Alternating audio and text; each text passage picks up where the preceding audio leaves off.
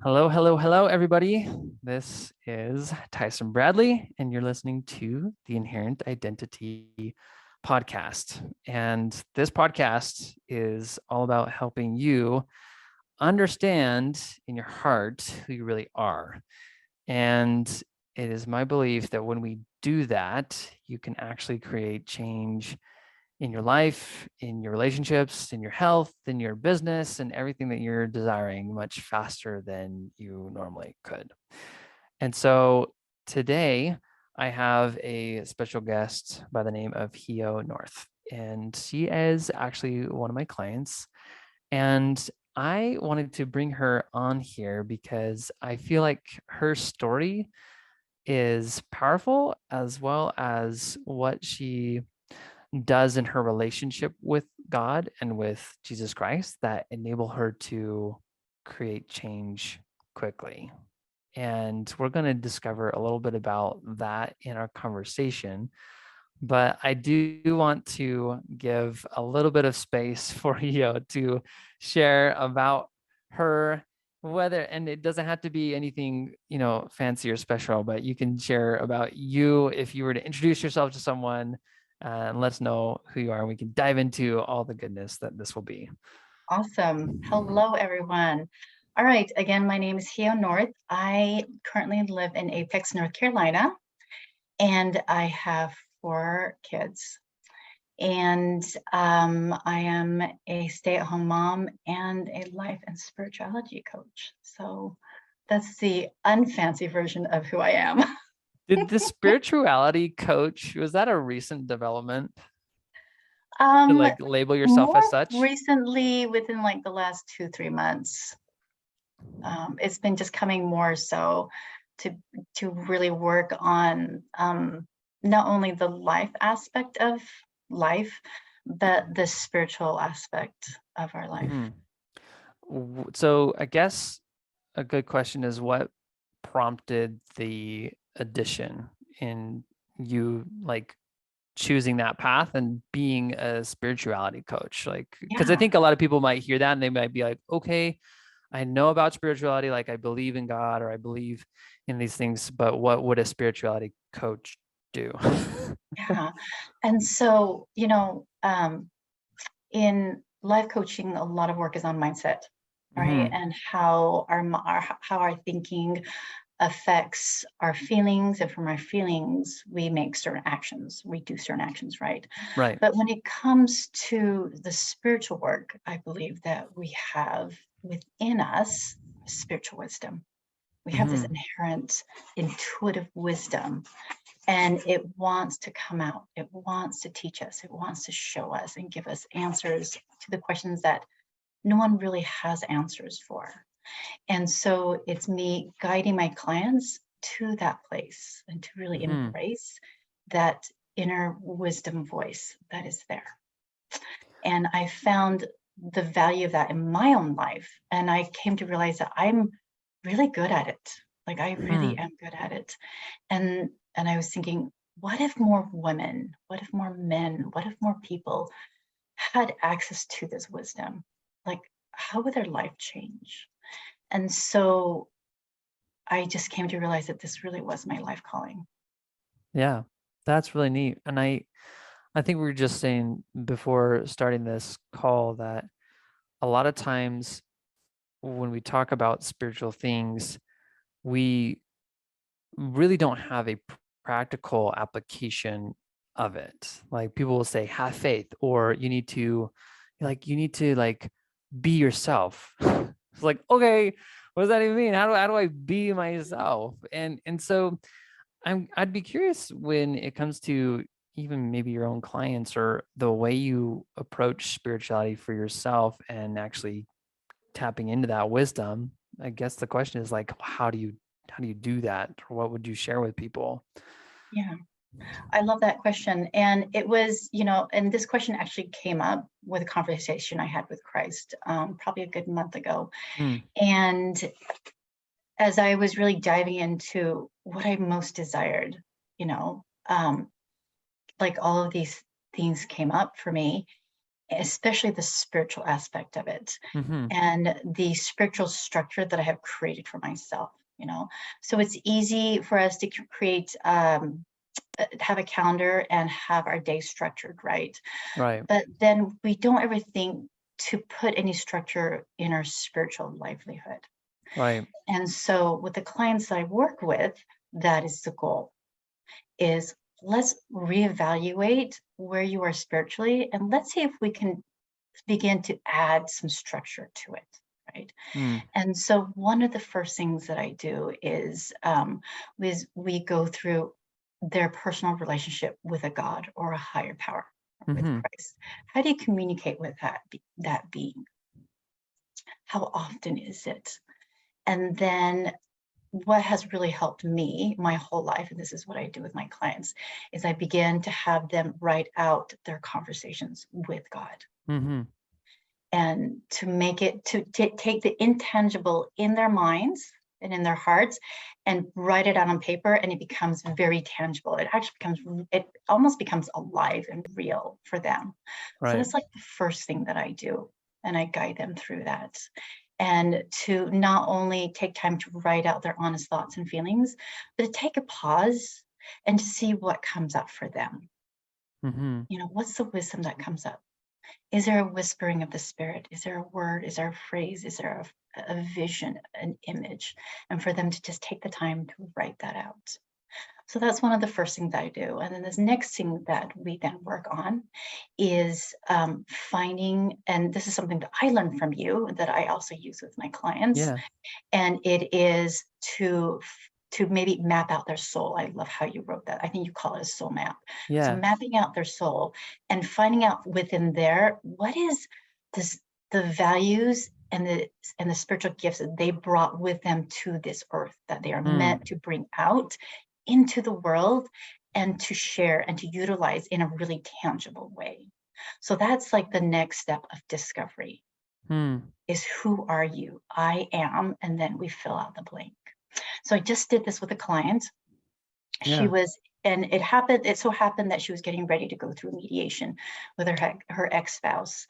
And she was, just from her conversation, she was thinking how to control him, how to control the mediator, how to control the whole situation. Right. And so it was teaching her that you don't have control over these things. All you have control is what is in this corporal body of yours. Yeah. And we went, and so I actually have a process of taking my clients through preparation for a mediation. And it always Mm. ends with, I am, and then what? All right. And so it Mm. was fun because she's like, well, I am a healthy homemaker because I make healthy snacks and meals. I am a patient advocate for my son who goes through anxiety. And so we kind of went through this, and I said, okay, I want you to come up with 10 more I am statements. And Yeah. the next day she texted me and she's like, I got all my I am statements in. Like and she felt awesome. She's like, I am such an awesome mom. Like it was, and she really believed that, where at Yeah. the beginning she didn't believe it. And so she had that anger to of who she was, and then go into the mediation and realize that she was empowered by who she really was within. And so that is really the beginning, right? Yeah. And then after that, we then began to just continue working on creating this spiritual structure. And that becomes a foundation where she can then begin to have answers for how to navigate certain things with her family, with her children, with her new status quo as a single mother. Mm-hmm. Well, that's so. I know that, and maybe you can correct me if I'm wrong, but did you always start out writing your own prayers out to, like to Christ or to Heavenly Father? Was that a common thing, or? Not really. And so you actually brought that back to my remembrance. Yeah. I think it was in one of your podcasts. And when I heard that in one of your podcasts, like the light bulb clicked. And I remembered that as a child, right up to college, I was an avid journaler. Like I Mm. journaled almost every single day. And I remember this one instance when I was journaling in college. And as I was writing out what a hard day it was, I noticed that the feeling and the thinking began to change in how I wrote. And I realized then that God had power to take my pen and write whatever he wanted me to write. Mm. And so it was like I'm able to like dump whatever I needed to dump at the beginning. Yeah. And then I can tell the answers were beginning to come. Like, oh, now I see clearly my situation. Oh, I now know what I need to do. Oh, I think this is what he meant. And so I was able to take all that experience and remember that, and then connect that with your podcast episode about writing your prayers through Christ. And I Yeah. began to be doing that again, but this time with more intention and Right. more clarity. Love that. Um, and I know that in the process of us like working together and you being in the group, I feel like there's been some really significant changes that you've made. And I'm curious as to like how is it that your relationship with Christ or with God's like how is it that that relationship has enabled you to make some of the changes? And maybe you could share like an example of one of the changes or two of the changes, things that you've done that were, I guess, spurred on, or that the shift happened because of this relationship. Yeah, absolutely. And as I was thinking about my relationship with God, I came to realize something, that the more I conversed with him, Mm-hmm. even in a really honest, messy way, and sometimes it was loving and grateful, but it didn't matter how I did it. But when I was honestly conversing with him, I got to know more of who he was Mm-hmm. through his words. And so when I would write something out and then I would write out his response, I would be amazed at how loving he was. And I would think, wow, God is so loving. But then as I would sit with that inherent identity of who he was, I realized that it was actually a reflection of who I was inherently. And so as God has been loving to me, I realized that I am lovable. And Mm-hmm. then when God is patient with me, then I am worthy of his time, no matter what I have done or not done. And when God is teaching me or chastising me or showing me where I might be lacking, then it tells me that I am worth the chastisement because he knows that I will grow from this. And so as I started to make this connection, it was something just like opened up to me. I think spiritually, I just began to open up to him more so, because if he's this infinite being with infinite identities, then that means I'm infinite with infinite identities and infinite inherent goodness. And so I began to really open that up. And I remember one time I was really kind of struggling with my budget. And I just Yeah. thought, I'm just not good at budgeting. I don't even Mm-hmm. know why I'm trying to do. I don't even know why I have this Excel spreadsheet, right? And I was outside and just in my backyard, just thinking about this. And I noticed all the creation in my backyard. And North Carolina is just filled with trees. It's just gorgeous. And I was just marveling and writing out all of his creations that I saw. And I was thinking, if everything here in this life is created spiritually, Mm-hmm. and he is the creative force of any invention, then money is just one of his creations. And I started just slowly just making this connection of what money was.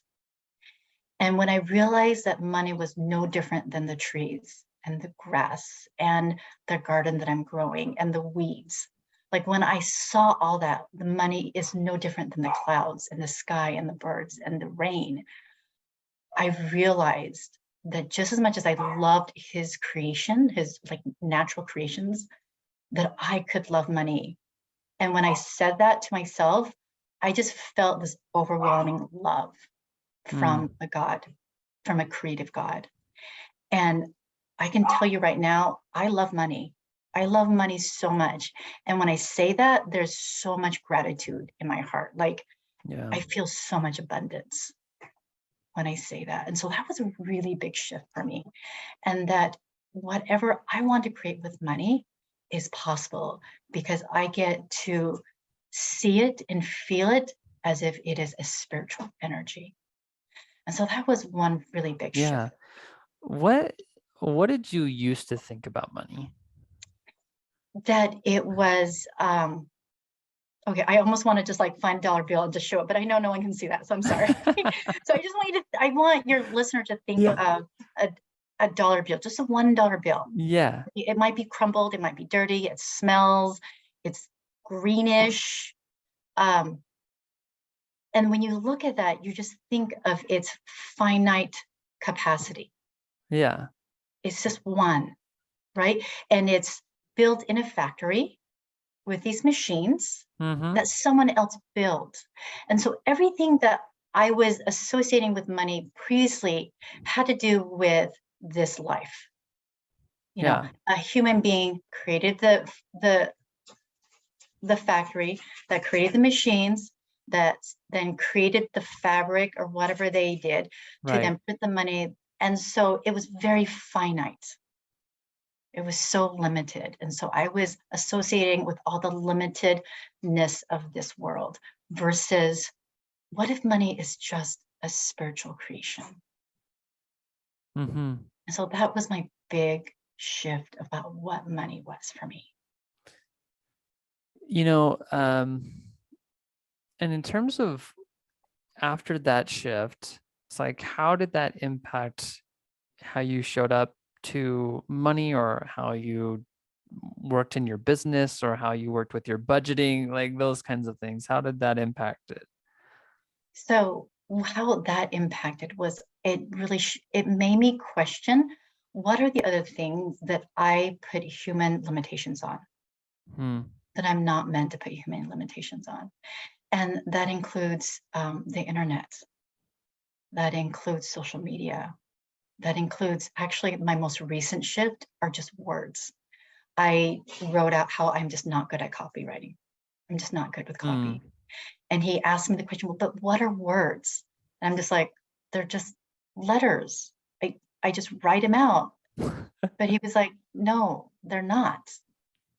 And so he taught me that words are just spiritual, they're just spiritual energy in print. That's Yeah. all it is. And so when I began to think about words in a different way, that it's actually another spiritual creation, that is just an imprint of the spiritual energy I want to put out into the universe, then it made me realize I can do that. I can take what the spiritual energy I have within me and I can put it out in words and it has power. And so as I have been like playing with this idea, I came to realize, you know what? I'm a spiritual scribe. That's who I Yeah. am. Yeah. And so when I am taking in that identity, it's really easy for me to write what I'm feeling. And so now, does that mean it needs to be cleaned up? Yeah, it does. You know, it does need, it means that I might need to learn some from people to clean Yeah. it a little bit more, to make it a little bit more finesse. But it's always based and grounded on the identity that I am a spiritual scribe. I love that. Yeah. I feel like just the transitions that you've made, and this is what I feel like happens for me too, is that the moment that I discover um, a little bit more of who I really am, or the more I discover about who God is, the more or the less resistance there is, the less like the brain offers all of its drama and thoughts and opposition to what you're trying to do. Because like you said, normally someone will just be like, oh, I'm not good at copywriting, so it just remains a difficult thing that whenever they go to write, whenever they go to create an email, whenever they go to create marketing copy for their website, that it becomes a struggle. And they don't realize that because behind the scenes of them writing is this identity is like, I'm not good at this. Like, this is not who I am. I'm not a copywriter. Yeah. And so for you to just I love the way in which you've put it in terms of, well, what if words are just spiritual, and I'm a spiritual being and words are spiritual, so I can create spiritual things, just like it's one with me. And so there's no problem here. There's no resistance because it's part of who I am. And so I think about, I want to go back to something you had mentioned when it comes to you talking with the Lord or talking with Christ, that you learn more about who he is in the process, and that there's this you learn about who he is, and in turn you learn more about who you are. I'm wondering if you could explain more about that, Yeah, just because I yeah, think that that's a powerful concept. yeah. And so let me share with you an experience, Yeah. and it might give it a little bit more of tangibility Yeah. in what I'm trying to say. So I am in the midst of a separation right now, Yeah. and it has been an amazing journey. And I know that's gonna like blow some people's minds. Okay. I'm not saying I recommend it, but but it has been an amazing journey. And I could tell you that I can honestly say that if I was asked to do it again, I would do it again. Hmm. With no question whatsoever, because of how amazing this journey has been. So anyway, shortly after we had separated, and I was pretty much really in the weeds, but it was at this time where I was journaling more frequently and not necessarily speaking with God. Like that wasn't really on my mind, but I was just Hmm. journal. And then, but then I noticed that I would sometimes pause and then words would come into play. And so, of course, I would write those words down. And then later I realized, oh, I think this is God talking to me. Anyway, as I was writing about a particular difficult day, one of the things that he then said was that my soon to be ex husband was going to be one of his greatest miracles that he will ever perform. And I sat there and I was completely stunned by what came into my heart. And I remember sitting there thinking, what kind of God would say that? Hmm. Like, do you not know what happened, what transpired? But as I really sat and thought and asked myself that question, like, what kind of God would make this statement? I realized that he was a God of miracles.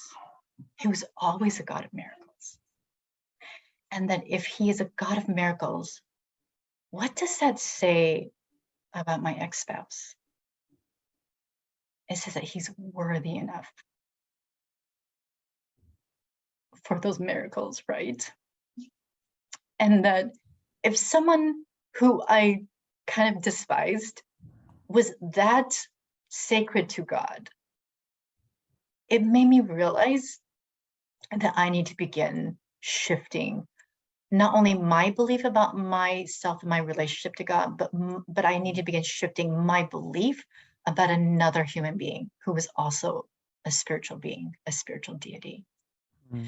And so this coming to understand the nature of God and learning to reflect that back to you will help you then begin to see who another person's inherent identity is. And so that was a big shift for me because I began to see how much grace God was giving to me. And then I began to receive that grace because I felt worthy of that grace. And I began to then take that grace and I began to show that same grace to my ex spouse. And as that changed my thinking and my belief about myself and him, I Hmm. felt differently about him. I felt differently about myself. My actions and my behaviors began to change. And I could honestly say that we have a really good relationship right now. We have a good, it's polite, it's amicable, but that is a huge leap from where we began.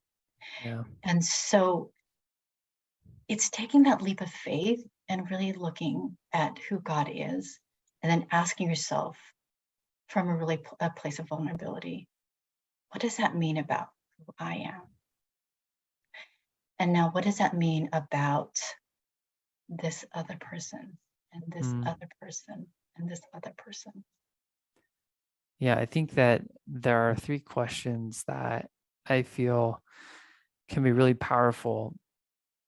And like you said, in terms of helping people with their spirituality, like the first thing is like, well, we have to start having a connection with that spiritual being, whether that is God, the universe, whether that's Christ, whoever you're talking to, that you start actually having a conversation through the written word on paper or on, typing it out.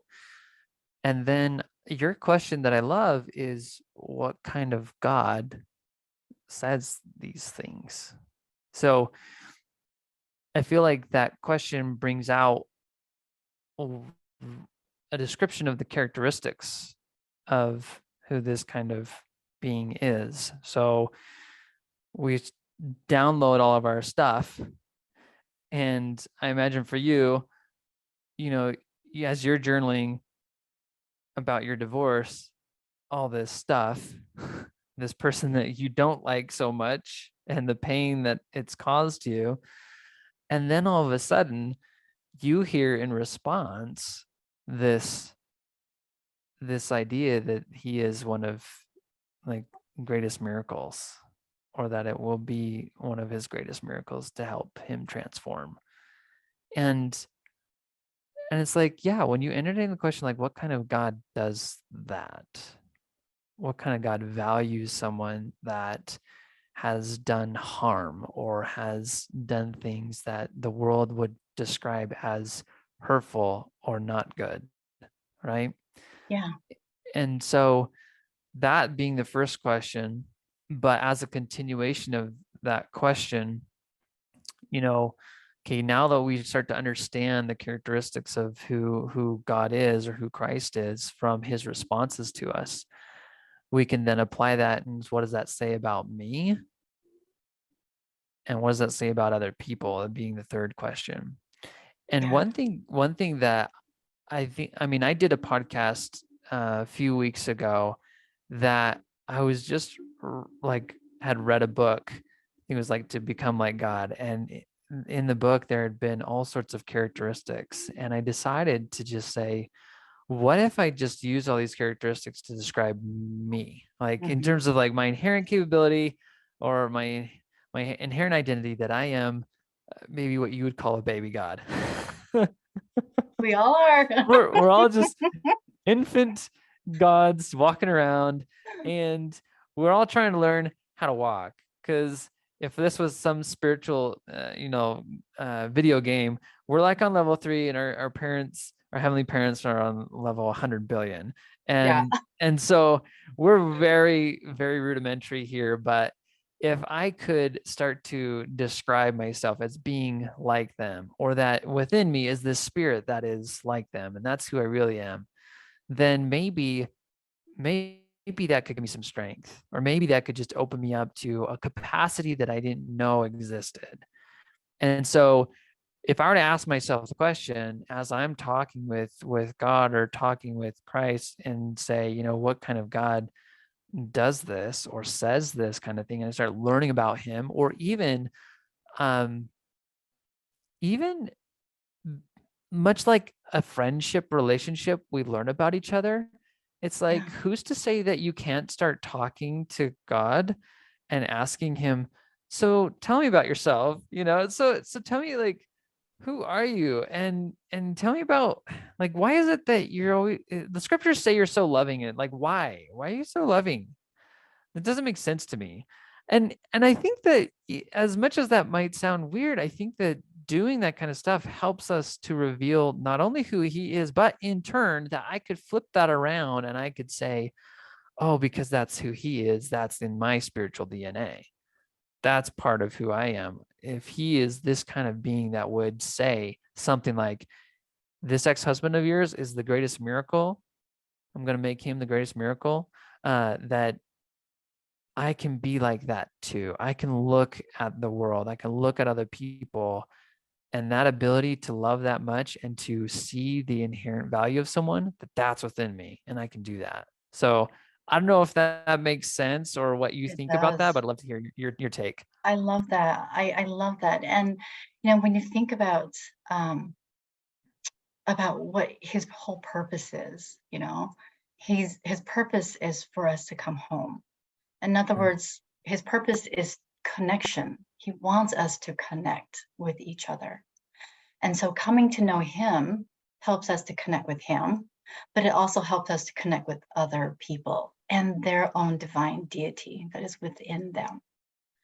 And so I love how you just said all that.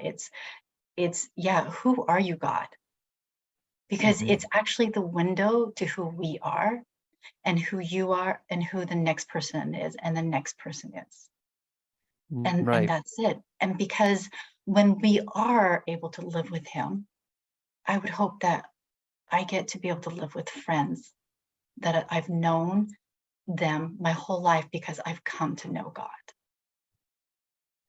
Mm. And so can we do that in this life? Can we begin this process of learning to love him and to love like him, and then begin to really like see, why does he love that guy? Because that's weird, right? Like, that's just weird. I don't get that. Can you please explain that one to me? And he really will Yeah. explain why he does that, or at least he explains why you don't. And that has also happened too, of like, well, this is what you don't do, and this is why. It's like, okay, I got that. Yeah. You know, sometimes I think about the fact that when we grow up, we learn about God or about the universe or whatever from our parents and from our teachers and from the world around us. And we all grow up with some form of spirituality taught to us. And so in part, I had the question for you of, if someone didn't grow up with the same beliefs as you did, and they're just entering into this spiritual world, it's like they have their own background of what spirituality means to them. They just know that somehow, in some way, that there's something inside of them that's different, that it's almost like a different voice. There's thoughts in our head, and then there's thoughts from our heart, and that there's something about this heart of theirs that's yearning for development, that's yearning for growth, that's yearning to have some form of expression. And I guess I think, what would someone that maybe doesn't have the same beliefs, like, what do you think they would need to believe in order to Mhm. have like similar experiences that you're having? Yeah, I love that. And I've coached others that don't have like a religious foundation. And Yeah. so, but they do believe that they have this voice, this wisdom, this intuition. Okay. Mm, Intuition, I yeah. think, is something that is Pretty accepted common. and they can common. Yeah. And so you begin there, like that is where they begin. And so it's learning to distinguish voices, right? There is the voices in our head that wants to keep us safe, that is wanting us to feel fear or discomfort and wants us to stay in a corner. And so learning to recognize that voice, right? And then to teach them, but go down to your body and really sit in with their intuition. And I am a vision, I'm an image person. And so I just like to like guide them as to like, how would your intuitive being, what would it look like? What do you think it would feel like or sound like? Like, Mm, and to begin to maybe put some more tangible word to something that is intangible. So so that's how I like to do things, like, let's just drop in, just turn off the brain. Let's just drop into the body. Like, what are we feeling there? Right? There's some constriction, All right, there's Hmm. constriction. There is, I feel butterflies in my stomach. Okay, some butterflies. All right, let's just sit with that. What comes up for you? And the wisdom always comes up in one form or another. And so it's learning how to distinguish not only the voice, but the feeling of those two things. And the Mhm. more that my clients drop into their body and begin to hear that voice, then their awareness arises, and they're able to make distinctions. And so for those that have different beliefs of what spirituality is, or if they think they don't have spirituality, most likely they do believe in intuition. And that's where you begin. Mhm. And to Yeah. really have them, and I teach later on that your intuition will have a voice. It wants to speak to you. There is wisdom within you. It's already in your being. Let's spend some time there, really nurturing that part of your presence and see what comes up for you. And it comes up every time. And when it does come up, they can't always explain it, but they know it's true. Like Hmm. there's truth in that wisdom. So I don't know if that answered your question or your Well, inquiry.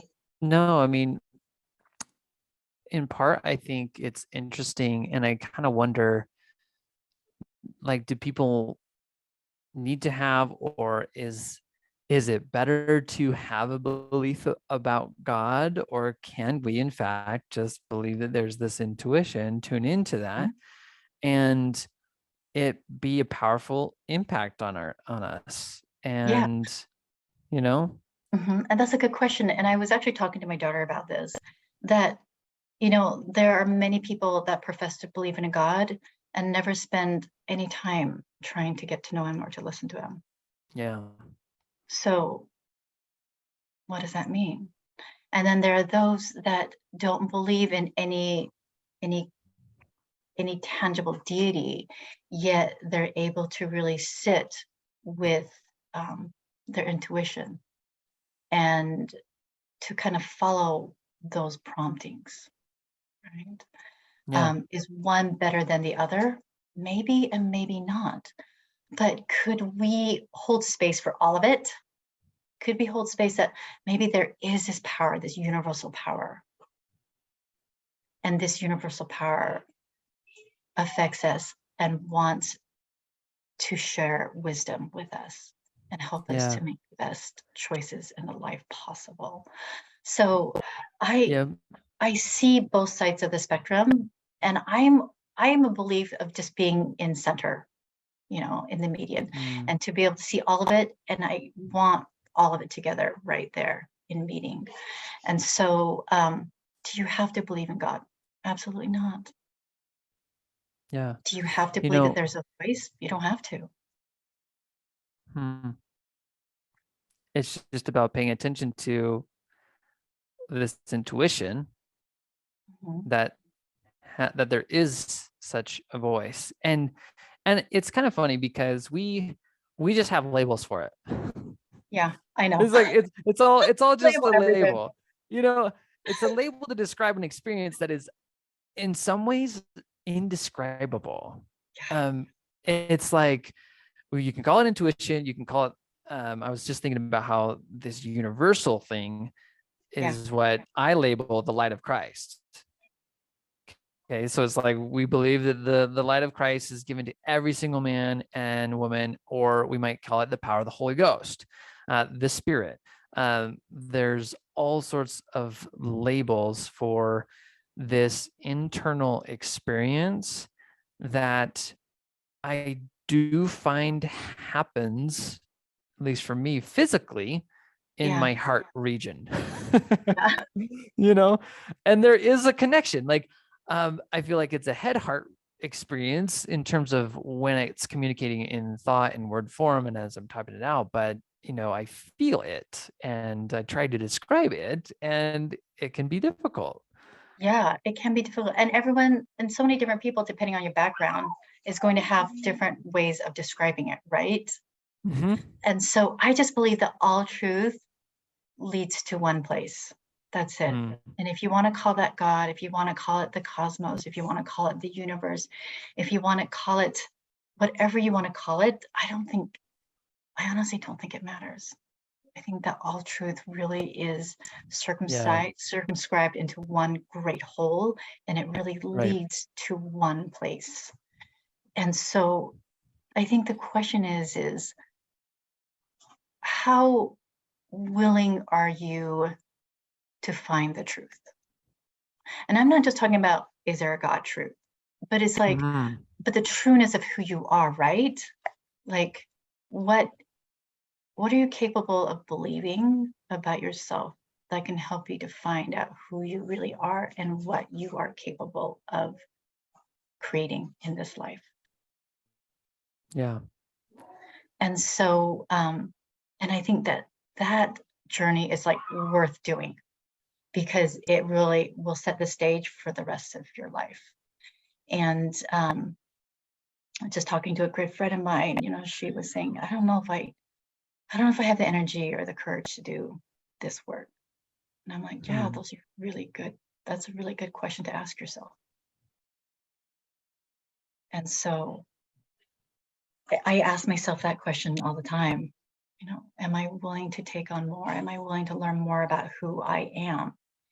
And sometimes it's painful, but it's always worth the journey because I get to learn more about who God is, but I get to learn more about who my fellow man is, and that they have a very unique journey too here upon this earth, not just me.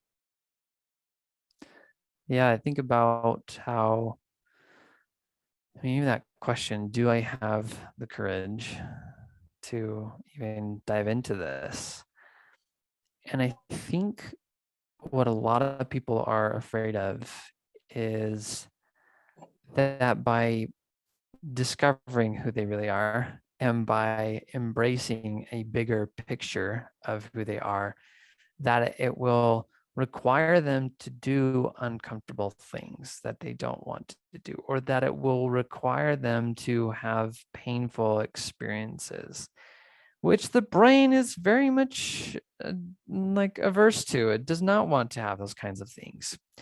And so to that experience, I feel like I have to remind myself that with the growth in like the expanding of your view of who you are comes also with it the growth of your capability, and that whatever thing that you feel called to do, and as much courage as you think it would require to fulfill, that is also just, Kate, you are prepackaged with that. It's like installed, like granted, you get that as well, so that there is no resistance to diving into this work. Because if Yeah, I was your friend and asking the question, do I have the courage? I believe that God would say, yes, you do. You have what it takes. I am here for you all along the way. You can do this, kind of yeah, thing. yeah, absolutely. And it's discovering that someone bigger than you actually has that that belief that you can do that. You know, Yeah. when you know that you have God in your corner, when you have the universe in your corner, it really helps. It makes it easier to be more courageous. It helps to be more brave and just take that step, you know. But it really is rooted, and I'm a firm belief in this. It really is rooted in coming to know the nature of your higher power. It just Mm. is. And more clear that journey is in getting to know who he is through uncomfortable conversations, Yeah. the more you get to know who you are and what you're capable of. It doesn't diminish you at all. And so that's something that I really push myself to, is to make sure that I'm having this connection with Christ. I'm having my conversations with God and getting to know who he is. And then it just naturally comes out as to who I am.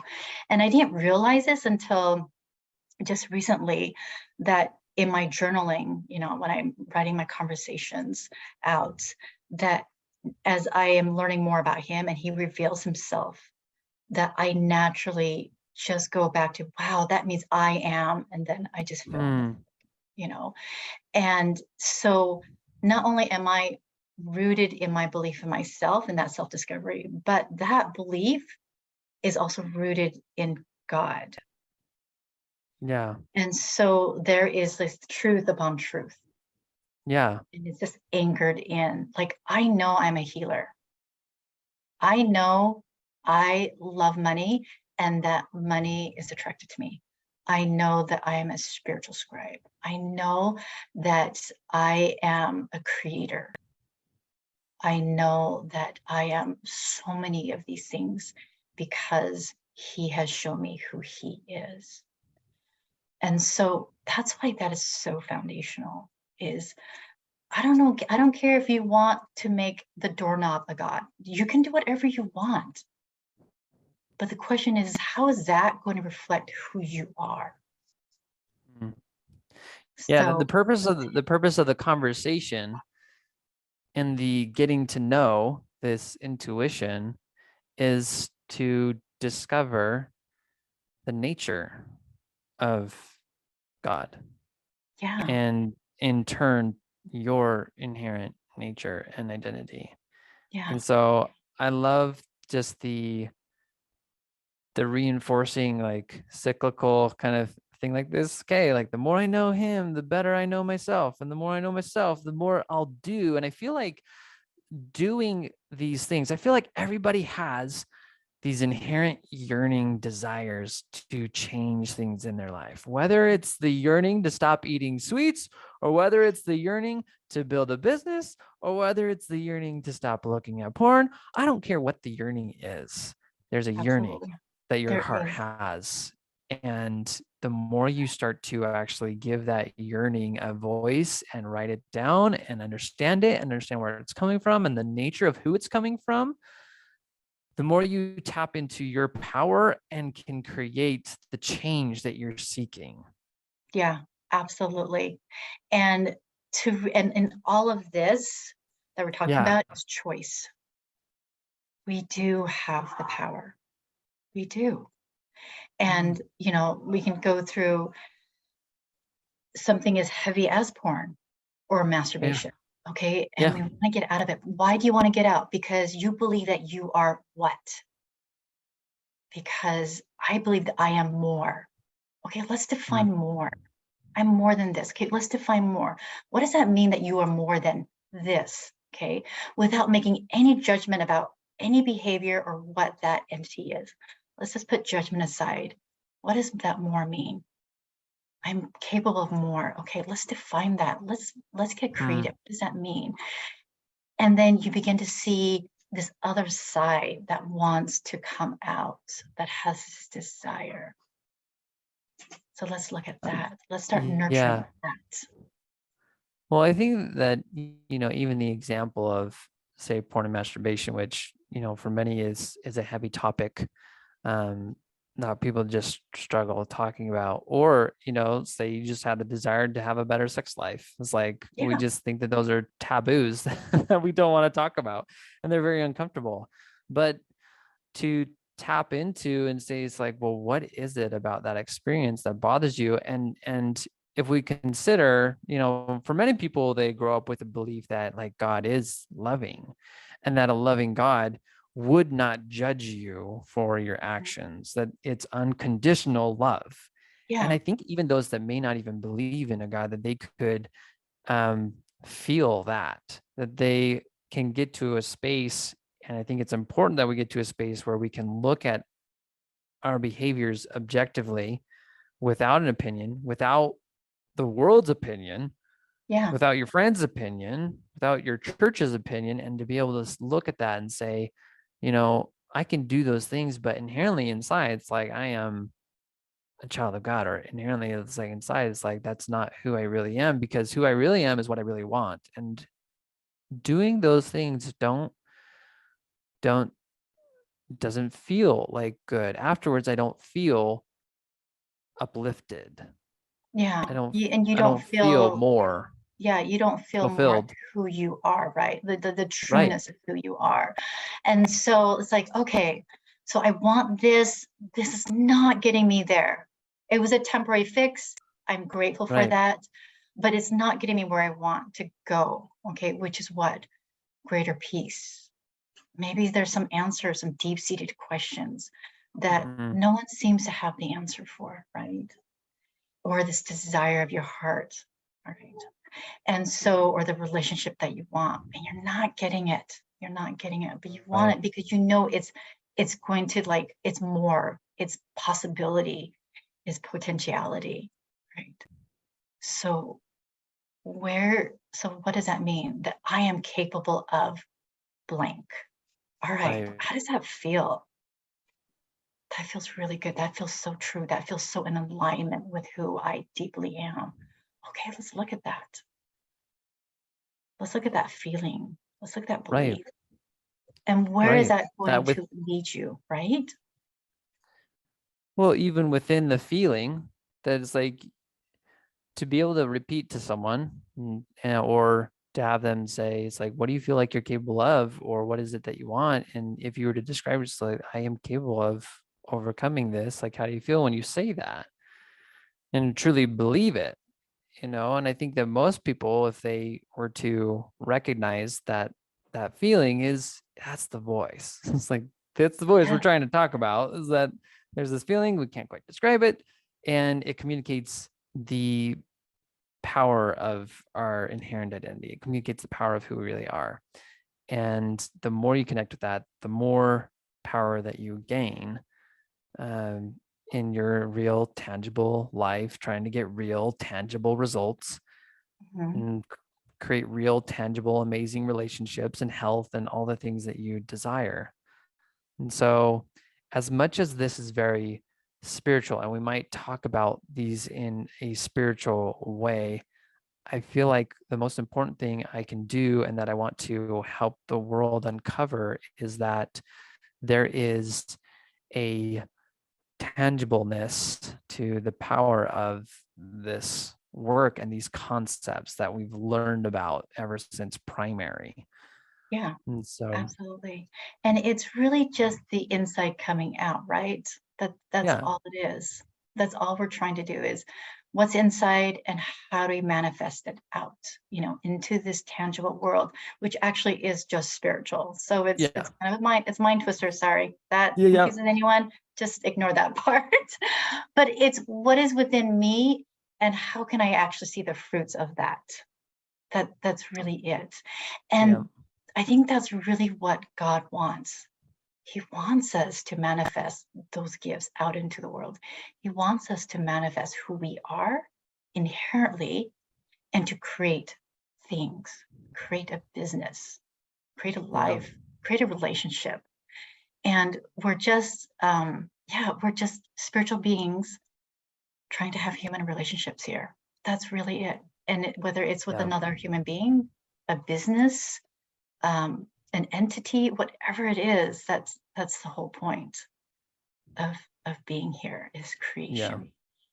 And I love so it. I love that, like, that attribute of God and of the universe is creation, you know, and that no one is ever lost to that ability. We all have that ability to create. Yeah. Well, I think it's both creation, like, and connection. Um, and that ultimately God is, our heavenly parents are trying to teach us how to be like them. If we're on level 3, they're trying to help us to get to 100 billion, and it's going to take some time. Yeah. And as much as we can start owning this power, there's also this kind of dual belief that we have to have. We can go to the extreme of, like, I'm all powerful, I can do everything, and it's amazing.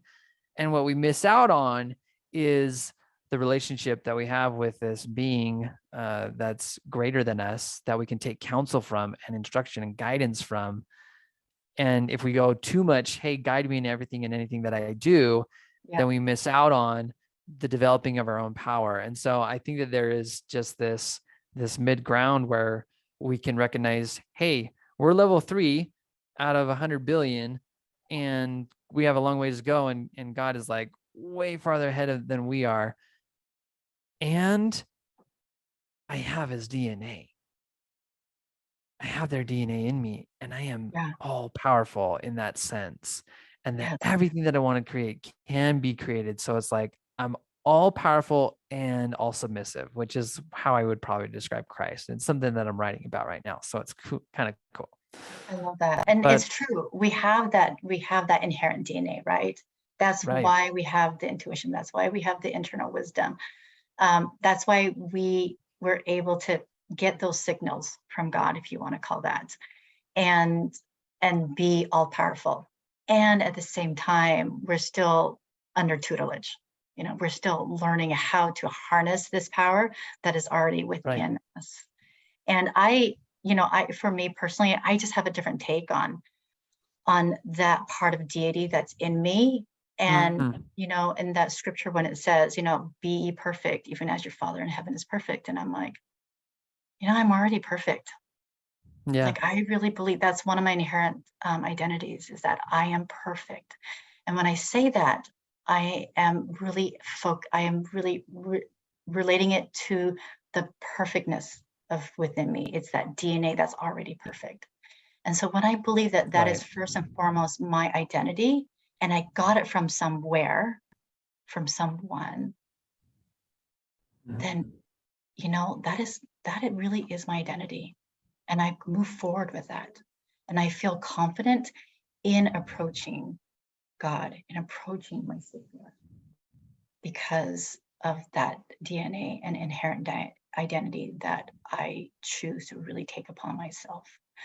And so my desire is for all of us to really come to that knowledge that we're already perfect in that sense.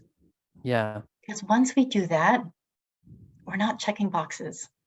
Yeah. We're just stepping into the being part of who we are. And I think that you're always really emphasizing that to us in our group calls, is being. Let that be foremost and number one, and then let that then go to, okay, what do you do next?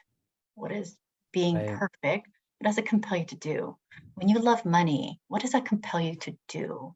When you are a spiritual scribe, what does that compel you to do? And that's the wisdom, right?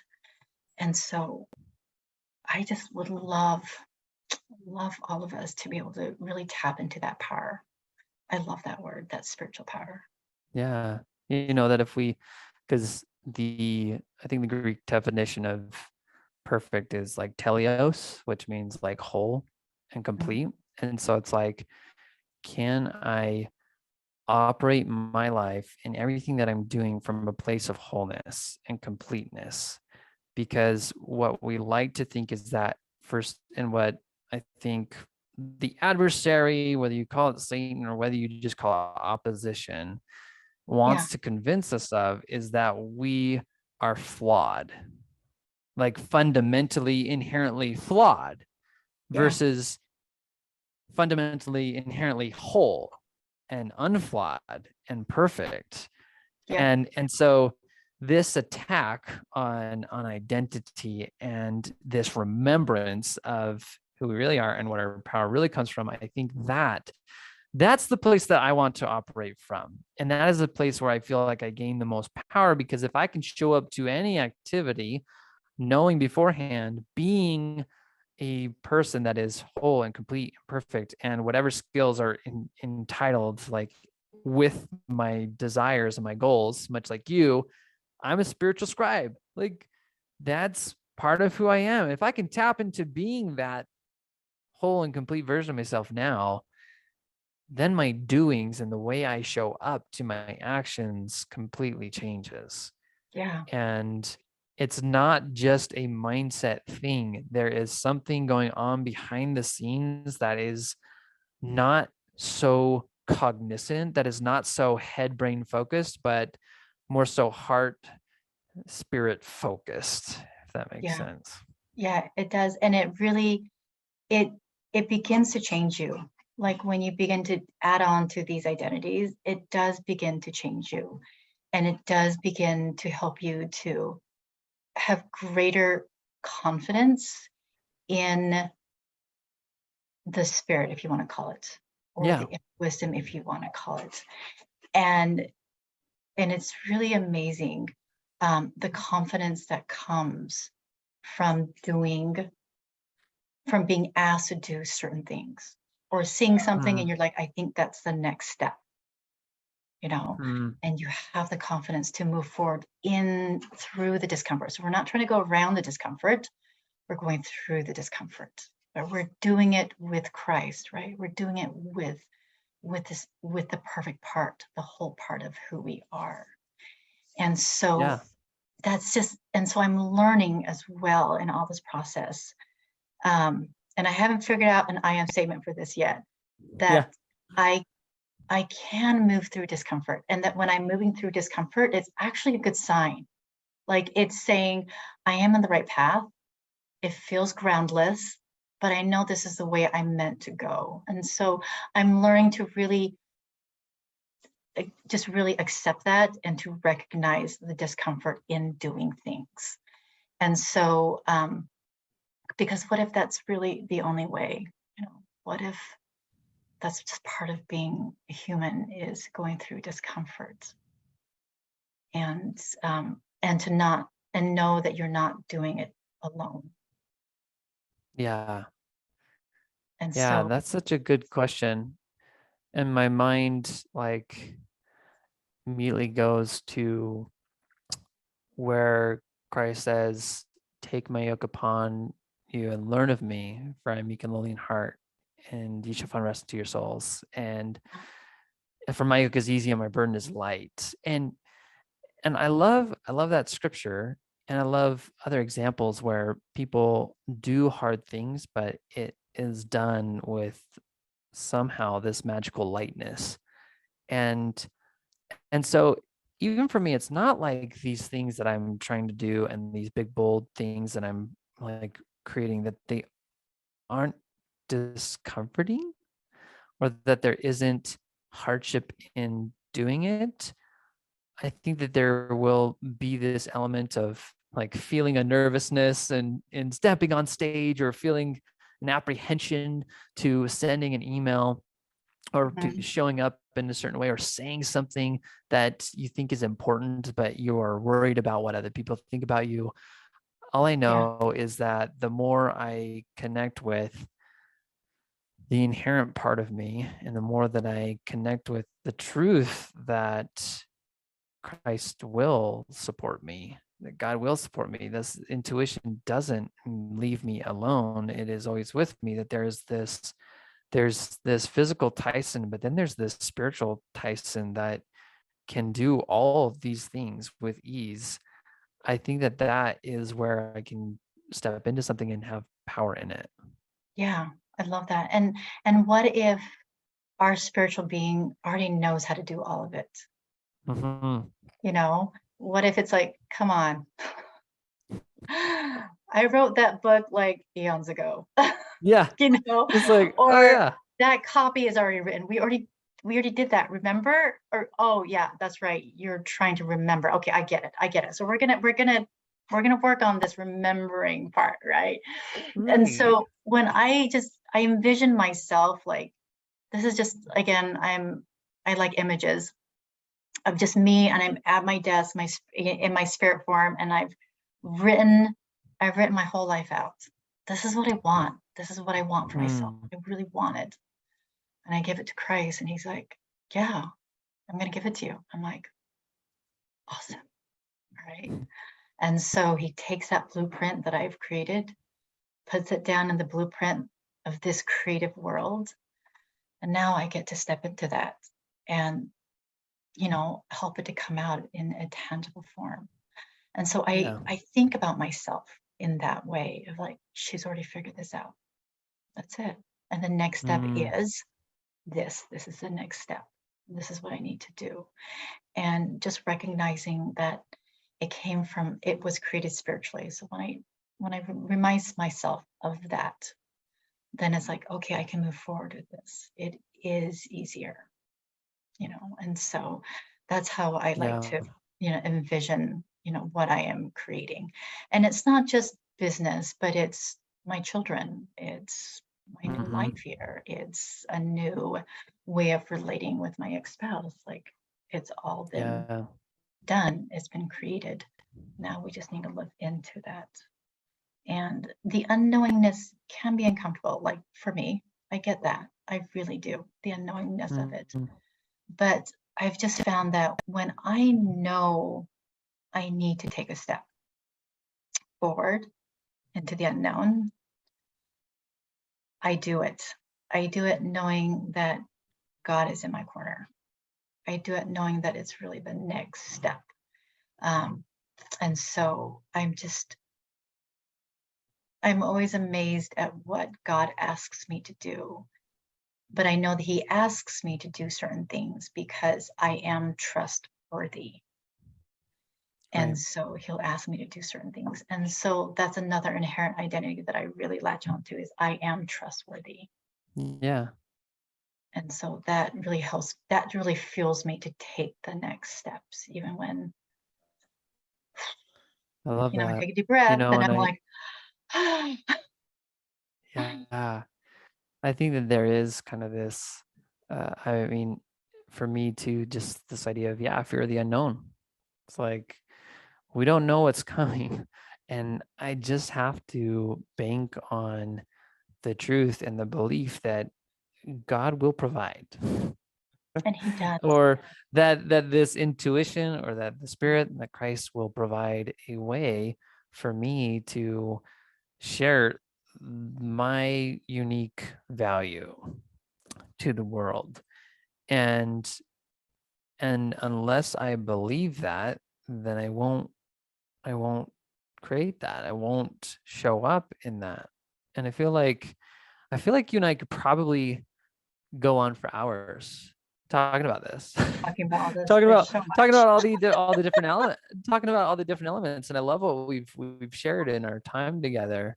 And I think what would be helpful is if someone notices that their spirituality is lacking, and that they want to come to you for that kind of help, where would you send them?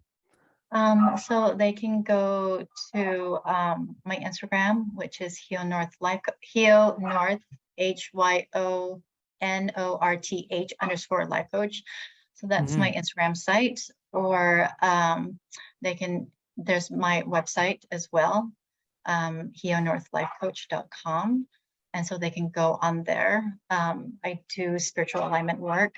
Right now, specifically, I do work with women who are going through separation, Yeah. build a spiritual structure and a spiritual foundation that's going to help them to navigate their separation, their mediation, and anything that has to do with their ex-spouse, from a place of who they truly are, who they inherently are. And so right now, that's who I work with. Um, if you feel so inclined and you feel that you are being spiritually led to me, that this is the work that you want to do, then feel free to find me and to set up a consult, because I believe that God speaks to all of us in one form or another. So Yeah. that's it. Yeah. I love it. And I will let you all know that I feel like, in part, that is what led Hio here today, is Yes, that, all these spiritual promptings, all this intuition being followed. That I think I remember when we first talked, you mentioned that it was just something that you felt you needed to do. yeah, I know how God talks to me. And I remember it was one morning I woke up and He said, Tyson Bradley. And I was like, yep, I know what that means. So I just got up, got ready for the day, and booked a consult. Like, I didn't even question it, because I know His voice. I know His voice. Mm, And He's now starting to teach me other ways of how He communicates. So I'm learning what those are. And and really just learning to have confidence in taking this new way of communication with him. But yeah, he does that. Sometimes it's just one word. Sometimes it's a sentence. Sometimes it's just a nudge.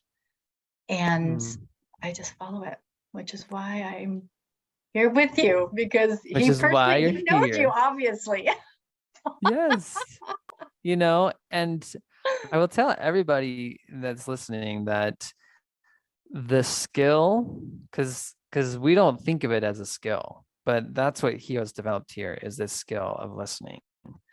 And you can develop it too. Like, it's a learnable skill. Whereas people just think, oh, like some people are just good at hearing the spirit and some people aren't, that it's some kind of like you've been gifted. That's a spiritual gift and only you have it. And so I think that there's a reason why some people may come to this earth and they do have maybe a more an easier way or a capacity to tap into that. But the purpose of it is so that they can learn it, develop it, and then teach it to you. So he has developed this skill. And if you have this need, and especially if you are going through a divorce and you need some help, because that's a trial in and of itself, then he owes your woman. Yep. So I'm there. I'm here to thank help you. you. Thank you so much for this Thank time, you Tyson. so much, Hio. And I would just invite anybody who wants to start digging into this work and learning more, definitely go to inherentidentity.com, where you can get a worksheet and can start building these I am statements. Like, that's what Hio's been talking about. It's like our identity, like who I am. I'm a spiritual scribe. I'm these things. And then if you want to learn more about what Hio's doing, you can check out her website, HioNorthLifeCoach.com as well. So we'll have those links in the show notes or the description of the podcast, but check those out. And until next time, we will see you later.